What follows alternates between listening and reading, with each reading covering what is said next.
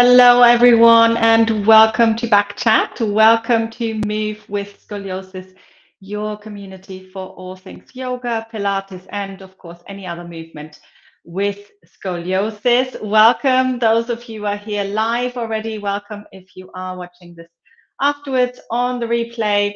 And if you are here live, we do have a chat. So if it's safe for you, wherever you are, obviously feel free to join and ask your questions, of course. And maybe you've got some ideas, obviously, about the topic that we are talking about today. And we're going to be talking about traveling. So this is a topic which always comes up. Hi, Nathan. Nathan is saying hello.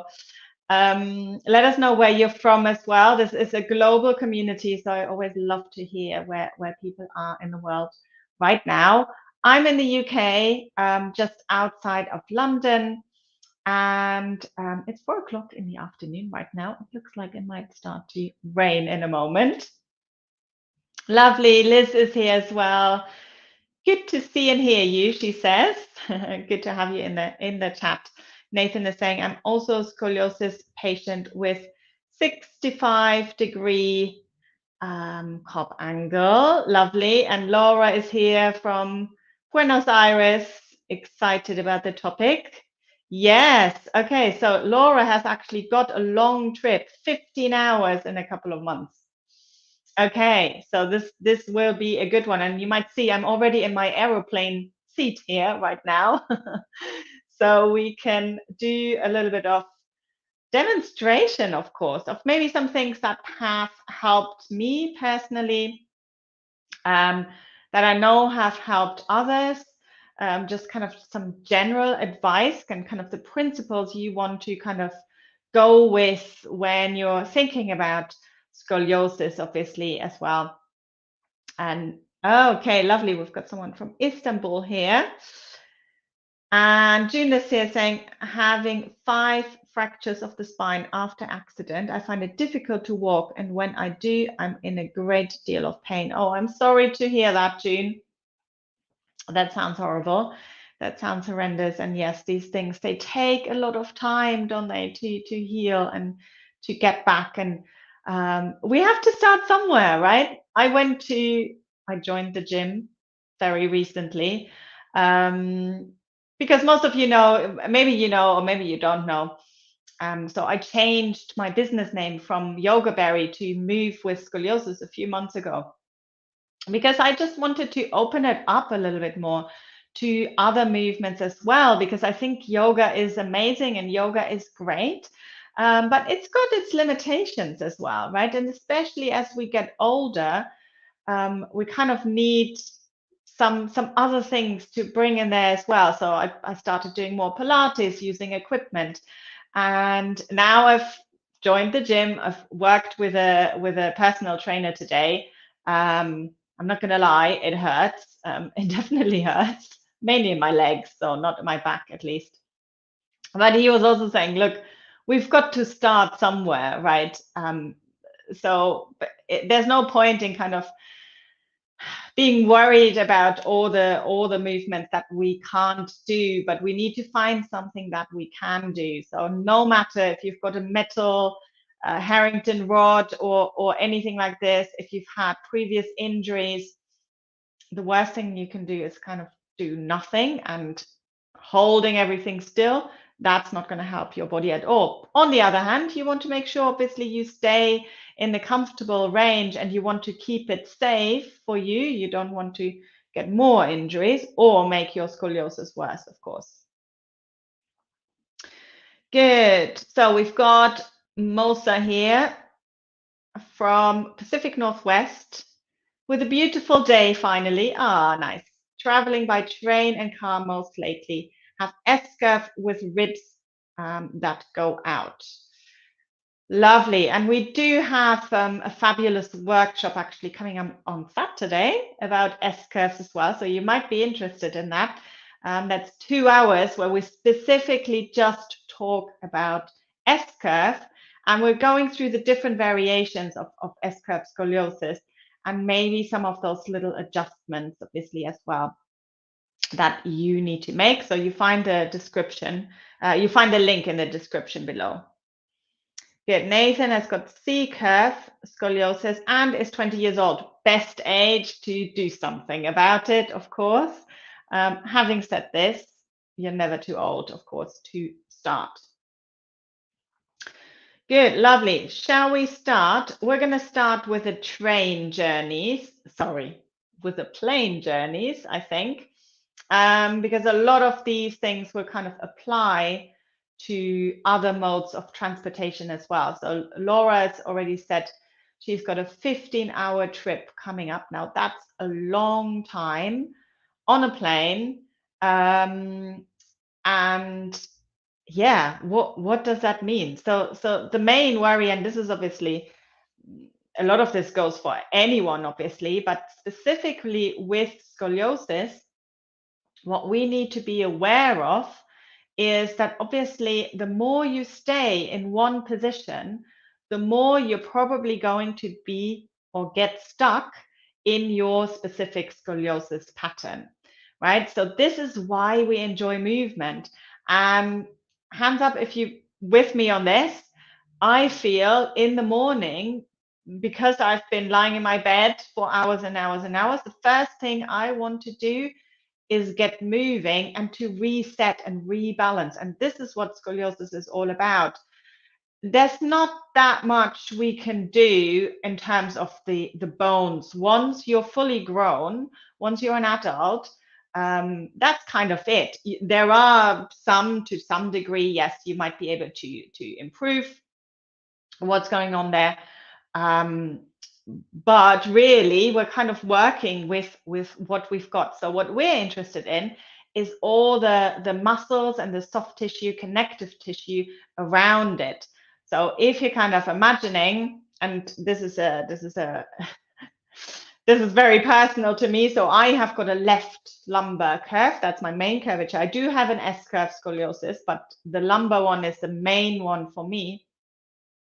And this means that if I get tired, I will start to collapse into my right waist. So I would start to probably on a plane, I will probably start to sit like this, right? So it's really good to know before you get on your plane what your pattern is, but not so much from your x-ray, but I'm talking about more, what do you do when you relax, right? So when you are sitting on your couch, for example, and I know some of you are really good about this already and you're finding lots of support, but I'm sure we can all find those little habits that we do when we're exhausted. So that's the first thing I want you to do, again, before you get on your plane for a week or so. Just notice the positions that you're in when you're exhausted, when you're tired, when you've had a rough day.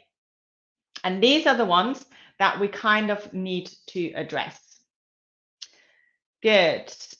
Lovely. So I've also got reverse S58. I'm going to make this a little bit bigger so I can read it.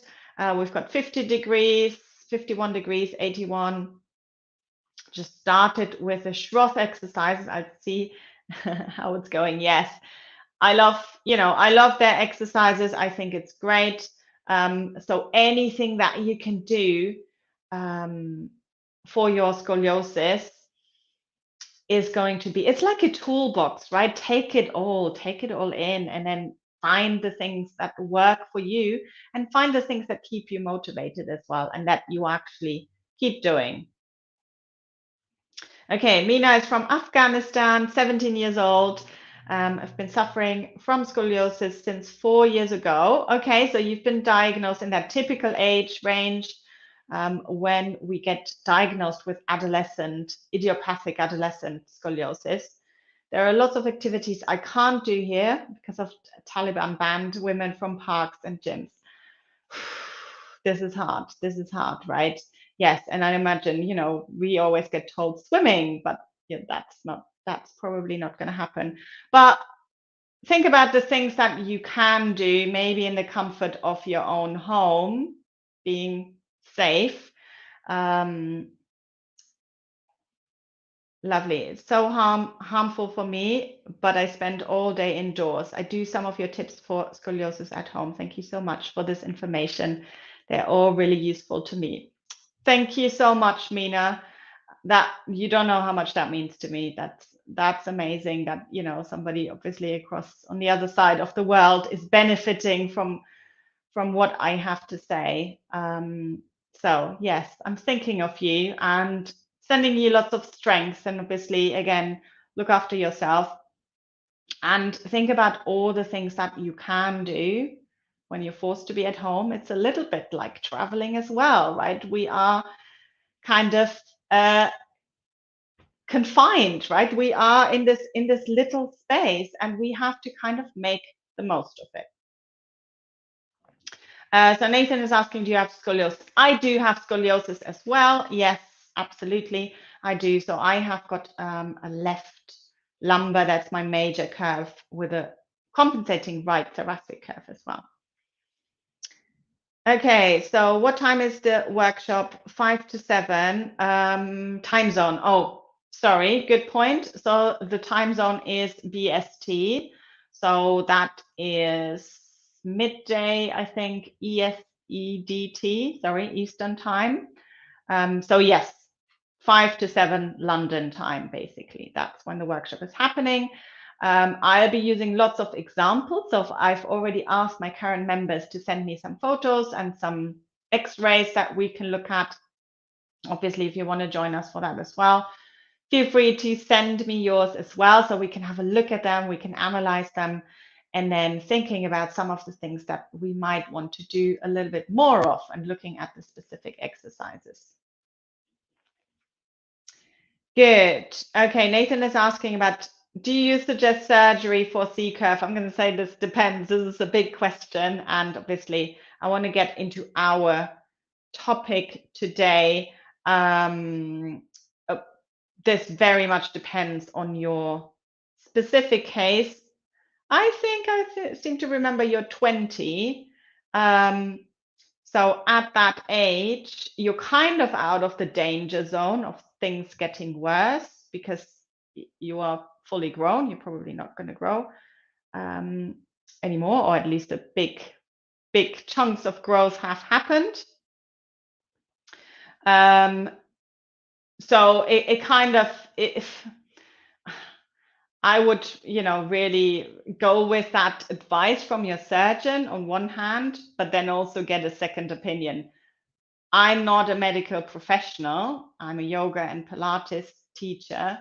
I would always try everything with exercise and movement first. Surgery will always be there as a backup if you need it. That's my personal opinion on this.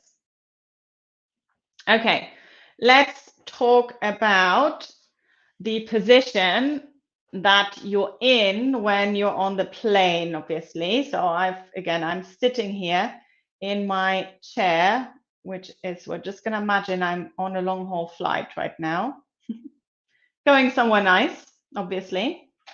And the first thing, so you've already done your little assessment of what is your preferred habit to relax.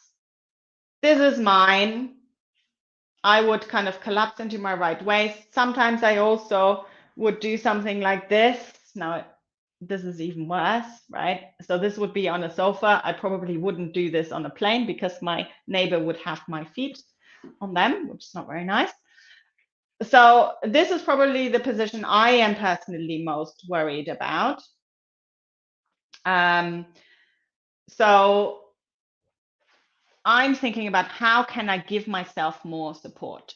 So first thing you want to do is assess how much support you've got at the back. And this is a nice office chair, and you can see it's got plenty of lumbar support here.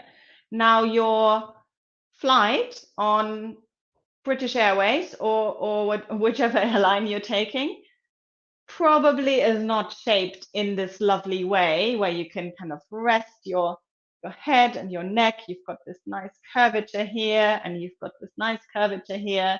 So this is kind of a nice support here.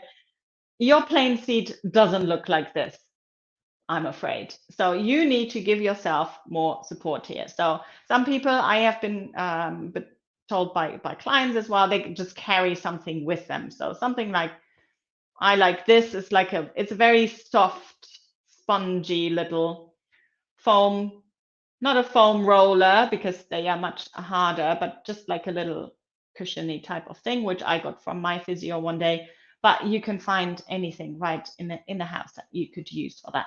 So I would probably think about my lumbar support first of all. Again, this chair doesn't need it, but maybe this will give you a little bit more support. Now you have to play around with this a little bit.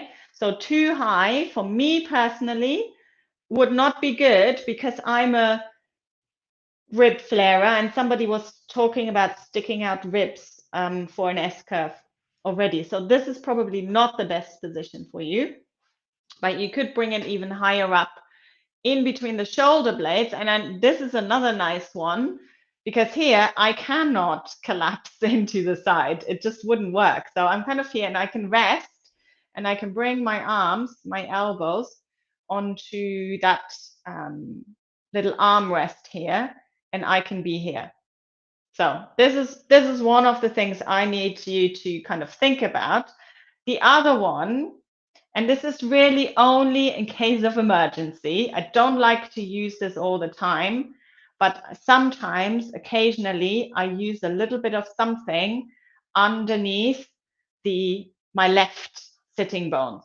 And this is basically because my right hip is higher than my left, but I know this obviously. So I know if I lift that left side up a little bit, I get a little bit more support. It also stops me from wanting to cross my legs. So it's another little thing that I really only use in case of emergency. So on a long haul flight, I would definitely count this as a case of emergency. I wouldn't use it all the time because you're giving yourself other problems. You're giving yourself other imbalances. So again, this is just to use when you absolutely need it. Good. So we've got lots of pain. Have you ever had a client with a 70 to 80 degrees lumbar curves and unoperated and included in the age group of 50 and above? I can with confidence say, I think I've pretty much had it all, to be honest. So lots of different age ranges, definitely. 70 to 80 degrees is a big number. I'm having to think about specific examples. So 50 and above, definitely mid 40s. Probably also 50 and above. Yeah, there was somebody else here who had quite a large curvature. So maybe if anyone else wants to chip in, feel free. Good. Laura saying crossing the legs on a plane seat is so tempting, but makes me tighten my pelvic floor, and that is awful too. Yes. Yeah, absolutely. I'm with you there, Laura. I'm finding this as well.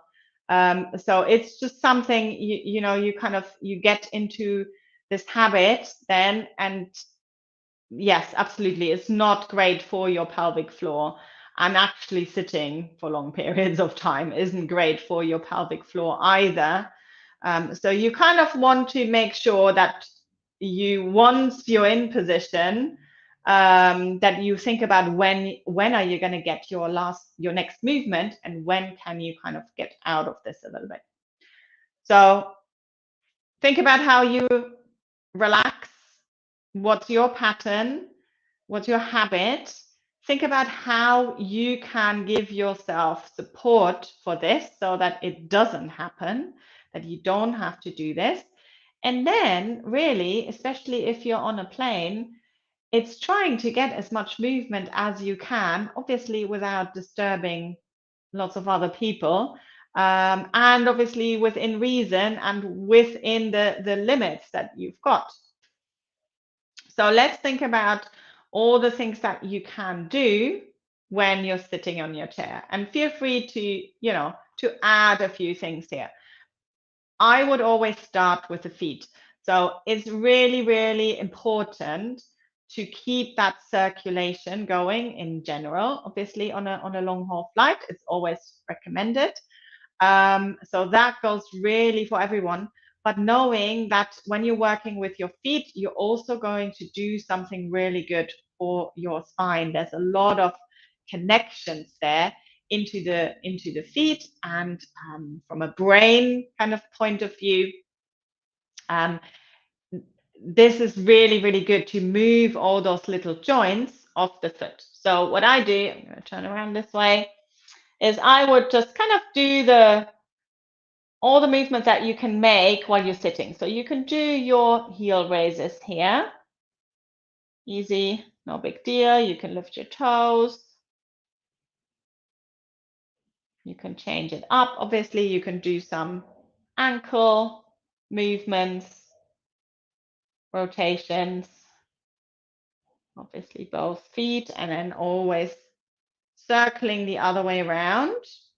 So this is something I would literally do as often as I can when I'm on the plane, because it just kind of keeps everything going and really keeps your circulation going as well. What are some other movements that we can do while we're here, sitting here? So I like to do a little bit of seated cat-cow, and you can kind of do this like without many people noticing. So you could just kind of gently tilt your pelvis forwards and backwards. Just bringing in that little bit of, because you don't want to get stuck, right? You don't want to get stuck in this one movement. And by the way, in terms of principles, this is different from regular like exercise or yoga for scoliosis or Pilates for scoliosis principles, because there we want to do everything kind of in terms of being in this corrected position, strengthen, stabilizing, neutral spine most of all. But if you're traveling, it's going to be about movement and mobilizing, right? So this is the occasion where I'm saying for twisting, go for it, because that's going to be good to release your muscle tension. You don't want to do this on a daily basis in your regular practice or exercise routine all the time. But if you are on a 15-hour flight, I'm giving you permission to twist as much as you want, if it feels good. Okay, so let's go back to this. So we've got our little pelvic tilts here. We've got our little bit bigger cat-cow position or movement. So these are just great to release. Good. So Laura's asking, what about alternating ankle over opposite knee while seating? So you mean like this, like a pigeon, seated pigeon? Yes, I like that. Again, check with your neighbor what they have to say about this, if they are happy with that. Yeah, but great. That's a good one as well. That's going to give you a little bit of a hip stretch, obviously, as well. But in general, you could just even like little movements like this, right? So just mobilizing the hips. So it's not even so much about stretching, it's just moving. That could be quite nice as well. Good. The other one you could do, I always do this one. I kind of use my opposite hand, hold onto the opposite armrest, and then reach the arm up, and then just having a nice little, within reason, side stretch. I'm not going all the way over, but I'm just kind of holding onto it to slightly hold myself back, and I'm reaching, lengthening up. And I can do this to both sides. Remember, both sides of the curve like to lengthen and to release, but there might be one side which needs it a little bit more, which needs that opening a little bit more. Good. Hello, Asma. She's saying, I'm 32 years old and have a mild lumbar scoliosis left side. My lower back and my right hip hurt so much.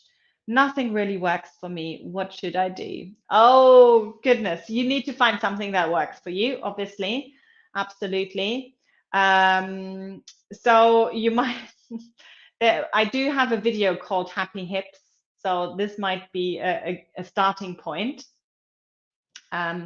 for you to kind of to get into this. But I would need kind of a little bit more information, obviously, in terms of recommending specifically what you should do. But yeah, again, it's about kind of finding the things that work for you. And sometimes, it's just easiest or best to work with someone one-on-one, if it's myself or another someone else who specializes in scoliosis, and just kind of get your exercise program or get a little bit of input and help with the things that you might want to get started with. Good. Lovely. I'm just making sure I'm not missing any comments. Good. Lovely. So let's go back to our movements that we can do here. We've done the feet. We've done a little bit of kind of hip movements. We can do a little bit of side stretching here. And then really what I like to do is the mobilizing of the thoracic spine. Now, this is obviously if you're having a fusion in this section, you might not be able to do obviously the big movements that I'm showing, but you can always scale them down, right? You can always make them slightly smaller. So for example, this one is a nice one, crossing the arms, and then we just do a little bit of mobilization first of the upper body. So we do a little bit of lifting of the chest and rounding. Feel free to do this with me if it's safe, if you're not driving right now. And then you can do a little figure of 8 movement here. This can be really nice. You can change direction. And then we can do a little safe and wonderful twist for the thoracic. Again, if you have a fusion, scrap this one. It's probably not gonna work for you. But if you have not had a surgery, then you can do this one. So you want to make sure that your hips are staying where they are, so they are level, and then you're just going to turn from the thoracic, from the rib cage, to one side and the other. So it's kind of coming back to center and then turning the other way. So you always want to keep your head in line with the center of the chest. So sometimes I bring my hands together and just resting the chin on the fingertips so that I know I'm not just turning the head, because that's not really the point of this. So it's not a big twist. It's quite a small movement, but it actually keeps my thoracic area, thoracic spine, nice and mobile. And that's what you want, obviously. You don't want to get stuck. Okay, Laura is taking it a step further. She is saying, is anything we can do inside the little bathroom? Right, let's get up. So we are saying, okay, I've done everything I could sitting in my seat here. I'm going to have a little walkabout, right? So we're going to have a little walkabout on the plane, the aisle up and down. And obviously this is where you can do your Schroth walk. If anyone has ever, somebody said they are doing their Schroth exercises. So that's a nice one that looks a little bit funny to other people. Just trying to do it again. So you kind of rise up onto the toes and then you lower the front heel down. Again, you need to do this with a Schroth therapist, obviously, but this is a nice one that you can do. You can relax your arms, obviously, and then it doesn't look so bad, but you're just taking a small walk and exercising your feet at the same time. Then you might be at the back of the plane, or as Laura said, she's going to the bathroom. I don't think I would go that far. I think that's a bit grim, really. I don't know if I want to lock myself in a plain bathroom to do my exercise. I kind of do what I need to do, and then I get out as quickly as possible. But feel free if that's what you want to do. But maybe you just kind of stand at the back of the plane and you do your heel raises. You can do some little squats, of course. So again, just keeping it small, but keeping the circulation going and keeping the back nice and long.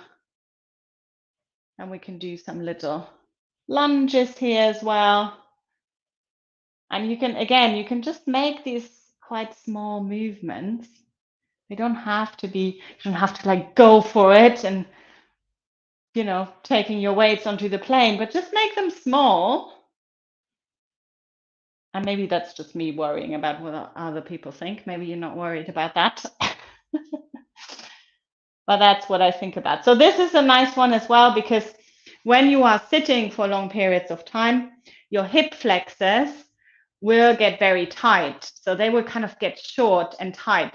So it's really good to kind of give them a little bit of a lengthen and a stretch. And this could just be, as I just was showing, that little lunge. You could do like a little stretch here and almost like a warrior one if you want, again depending on the space that you've got. Maybe that's a bit much, I don't know. If you have a little bit more space, again we're just thinking about what you can do. So normally the ceilings are quite low as well, but if you can find a place where you can just lean maybe against a door, maybe that's the loo door if nobody is in there, or if somebody is just in there and you know them. You could just lean on there and then just, reaching the arms up towards the ceiling, just rebalancing and recentering before you then sit down. Good.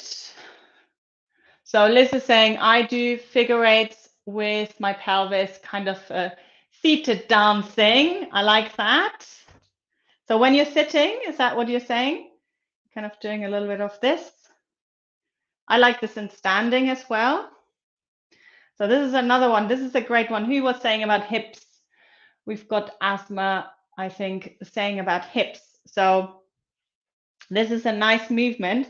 If you're kind of standing a little bit wider than hip distance apart, just a tiny little bit wider, and then you look down towards your ankle and you're imagining you're going to draw a circle around your ankle with your right hip.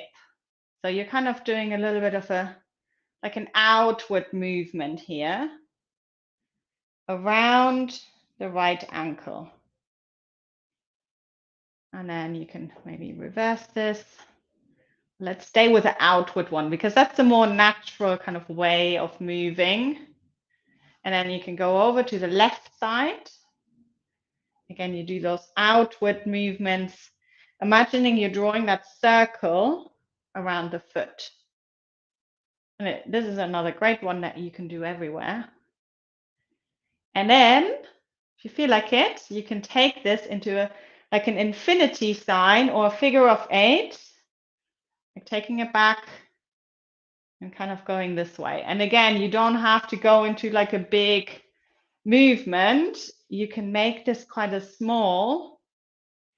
And there's about this kind of stability and resetting the hips and how the bones kind of fit into the hip socket. So this is a nice little movement. Thank you, Liz, for that inspiration. And I don't know if that's what you meant, but you can kind of, to some degree, you can do this in sitting as well. But I do prefer it standing up. Okay, so we've got, is there any specific exercise when there is pain in lower left back with an S-shaped curve with a slight hump on the right? So come to our workshop on Saturday. So this is exactly what we're going to be talking about. We're going to be talking about specific issues, obviously, with S-curve scoliosis. So lower back, again, so if we are talking about traveling, think about how you can kind of bring in a little bit of movement. So I would probably start, again, with that little bit of a pelvic tilt. Obviously, if you have a yoga mat and you're at home, there's a lot of other things you can do to release that sort of pain. Ario is saying, hello, I have a 30-degree left curve thoracolumbar. Is sit up a no-go? And also, what exercise can I have? And we're kind of, I think are we okay with the plane traveling? Let me know if there's any questions about this. But I feel like we have got it covered. And a lot of that is obviously applicable also if you've got a long car journey. Before I kind of move on to the general questions. So I'm just going to take 10 minutes or so. If you've got any kind of general ones, then feel free to ask them. So 30-degree left lumbar, left thoracolumbar. Is sit-ups a no-go? Okay, I'm going to put away my plain chair and I'm going to get myself onto the mat. Sorry, a bit of turbulence on the plane. So we are talking about this sort of situation. Now we've moved away from the plane, obviously. We're not going to be sitting down on the plane and do our sit-ups. So we are kind of talking about these type of things when you're kind of moving up and down, right? So 30-degree scoliosis is kind of a moderate. It's about the same degree that I've got as well. Which is kind of the range where your doctor is telling you how you can do, you can do all these things. What you need to be aware of that whenever you go into flexion of your spine, which is this kind of rounding of the spine, and you can try this out, obviously. If you're rounding, you probably feel that your left side becomes even more bulky than the right side. So there's basically a rotation that gets exaggerated when you're going into flexion of the spine. So for your sit-ups, it's really all about how you do them. So what I wouldn't do is kind of a lot of these from the floor. I can't even do them. And then coming all the way up, also it uses a lot of momentum. And I know I'm going to have to really round my back in order to do this. Obviously, I don't know how old you are, so maybe you are super fit, maybe you're a professional athlete, and maybe you do not have a problem with this, but I would. So I would, and it's not that I'm not fit. I am doing a lot of yoga and Pilates, and now going to the gym as well. But there are just kind of some limitations there, I would say. So what I'd rather do, and obviously this is what you want to get out of this exercise, right? You want to strengthen your abdominal muscles, I'm guessing. So I would rather that you lie down and maybe just supporting your head and just kind of lift your head slightly up. So you're not kind of going into flexion here. You're just lifting your head up, keeping the elbows wide, and then maybe just bringing the legs up into your tabletop, and you can do some little lifts here. Definitely feel that. You could do some single leg stretches here. You could lift your legs up, straighten the legs, maybe slightly lowering them down, and do some little lifts and lowers. So all of these, I can definitely feel them, but it's not, it doesn't give me that rounding that I get when I would do a sit-up and kind of go all the way down and all the way up. So I'm not telling you not to do it because I don't know enough about you. So again, if you are, you know, if you're doing exercise all the time and it's kind of not a big deal for you, if you have no injuries, if you've never had any disc issues, then I would say, yeah, that might be okay. But, you know, there might be other factors, obviously, where I would say this might not be such a great idea. So I know I don't do them for myself, basically. I'm hoping that that helps. Good. Feel free to let me know if you have other questions or if I've missed anything. Oh, Liz was saying about the figure eight movement she learned through belly dancing in teenage years. Yes, useful exercise, absolutely. And it's great for waiting in line. I agree. So all of these, you know, think of all the little things you can do without people kind of noticing. Now, what I did want to mention as well is obviously car journeys. So this is another one where you want to make sure that you have enough support everywhere, especially the lumbar, because those seats are usually terrible. And then when you get out, what can you do to open up those hip flexors, right? So again, so when we drive to Germany, for example, I know that this is, you know, it's a 6-7 hour journey, stuck in this position. Obviously, I get out of the car, I have a good walk around, but then I'm probably going to do things like lunges. I do a little bit of balancing. I come into my warrior 3. You know, I've got some little movements that I like to make. And again, it's just about kind of unraveling again after you've been kind of squashed in this confined place. Good, lovely. Thank you so much, everyone. I'm hoping that this helps. Let me know if we have covered, especially Laura, if you're still here, let me know. Because I know this was one of your questions, obviously, as well. And I know some other people in the Shine membership have asked about this topic. So I'm hoping that I've given you some things at least to think about and some things that you can do when you're traveling. What kind of short exercise can I have if I don't have much free time?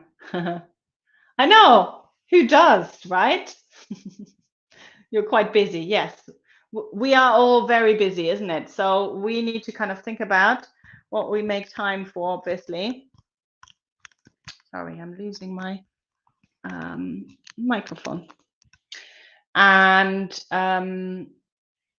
yeah, making it, you know, making the most out of it. You don't want to spend hours and hours on doing your exercise. Hopefully you got a few ideas here today. We'll talk more about S curves, obviously, on Saturday. So make sure you've got the link in the description, 5 to 7 p.m., which is London time. I will make sure I add this as well in there. And otherwise, you know, you've got plenty of videos here on this channel as well. There's so many videos. If you're not sure which ones is right for you, I'm actually working on something for this to make it easier for you to find something to watch the space. But otherwise, there's a playlist which is called, I think it's called General Scoliosis or something like that. which are fine kind of for everyone because we're not kind of working asymmetrically, but we're working symmetrically to give you more strength and stability. Good, lovely. Thank you so much, everyone. Thank you so much for joining me live. It's been fun as always. It's been a pleasure. And I see you soon for the next back chat. Bye. Bye, everyone.